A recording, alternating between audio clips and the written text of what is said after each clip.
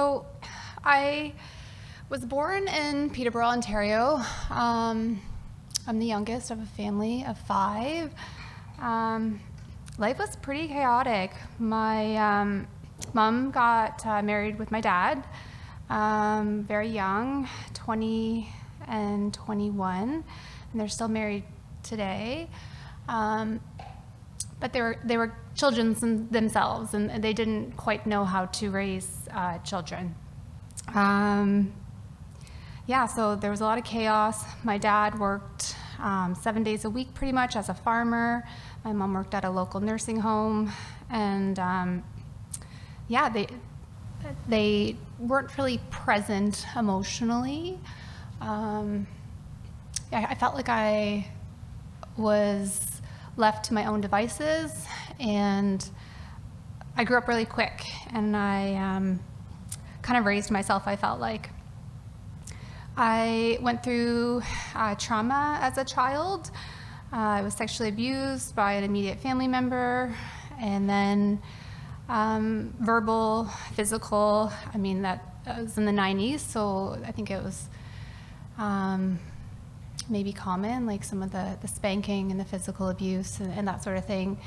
And I just remember always being in trouble, like, go to your room, and then no one would ever tell me what I did was wrong, or like I wouldn't talk about it ever again. And so I just always felt like I was bad. I was a bad person, and my childhood was really, really hard. I remember being like 8 or 9 and not wanting to be a part of this world. I used to fantasize about like walking in front of a car or just trying to kill myself, but I didn't really have the courage to do it. Public school, high school, I did fairly well academically. I played sports, rugby, that sort of thing, but I did not feel like I wanted to, again, be a part of the world. I was struggling with depression, but did not know it. Mental health really wasn't talked about so much back then in the early 2000s. I graduated high school, and I thought what I was supposed to do was go to college. And so I did that, and I became a nurse and started working. I always knew that there was something different about me. Like, I never felt like I was like everyone else, but I couldn't quite put it, couldn't quite figure it out. So I started working. I worked full-time, 80 hours a week. Work was probably my second addiction. Before that, it was men.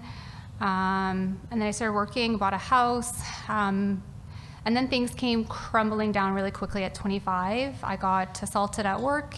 I got injured on the job as a nurse, and I developed PTSD. And that took me down really quickly. I found cocaine. I found drugs. I was really struggling because I was having chronic pain from an injury from the assault, and my doctor just kept wanting to give me medication, and the workplace, the hospital just was not supportive, and they put me back to work the next day with the individual who assaulted me, and we didn't talk about it. There was no debriefing until like 3 months later, and it was just, that's what happened. And so I found cocaine, and that worked. It worked really well for a while, and it was what my brain needed until I couldn't stop. So I was a late bloomer with addiction, if you will. My life was pretty much, I was holding it together until 25. And then I just could not get clean for any length of time or stay clean. I ended up going to a detox in Toronto. I drove myself there high, parked a car. I won't go into the grips of my disease and my addiction because we all have those war stories, but basically oblivion was preferable to me, so a lot of my addiction was spent in hotel rooms. I never used with other people. I always used by myself. Thank you. I never once used with anyone else. I just felt like a monster inside, and I was just, my whole world went crumbling down when I lost my job and when I could no longer work as a nurse. because that was my career, what I wanted to do my whole life, and to serve others. And yeah, so I just found myself serving men in hotel rooms, and that was my job for the next couple of years. Yeah, I went to detox in Toronto, found NA, Narcotics Anonymous.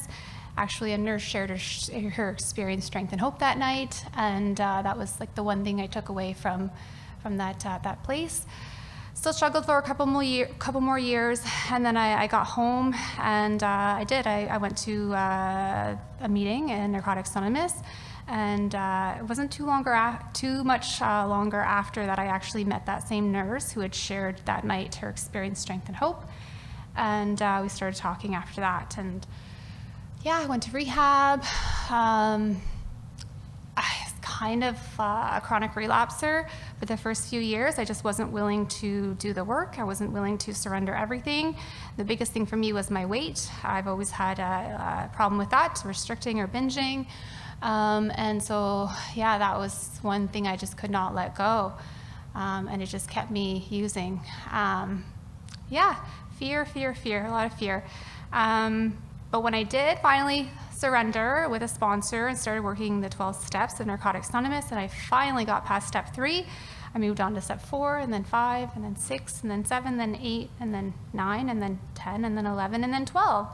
And, today I'm very involved in Narcotics Anonymous. I stay in the middle. I do fellowship. I'm a sponsor. I have sponsees. I work the steps. I called my sponsor prior to speaking tonight in the car, and I'm grateful to say that I've celebrated just recently, November 11th. This is my clean date, 4 years.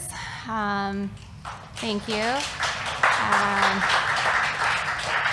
My life is so beautiful today. I'm working again as a nurse, something that I wasn't sure I'd ever want to go back to, and I get to serve others. Yeah, and I know who I am today. I love Halley. I can say that. I look at myself in the mirror. I no longer have any problems with, eating disorders at this time. And I'm free, and the one thing that was missing in all of that was what I would say faith. And in the last 6 months, coming to this church, and Ashes to Rubies, thank you, I acknowledge, I have found a faith, and I just feel whole. I feel complete. I feel like this one aspect of my recovery has been missing, and I have recently found that here, and I'm just so excited to look at my 4th year with this faith and this God of my understanding. Yeah, I think I'll leave it at that. If you're new, keep coming back. There is hope, and recovery is possible. Thanks.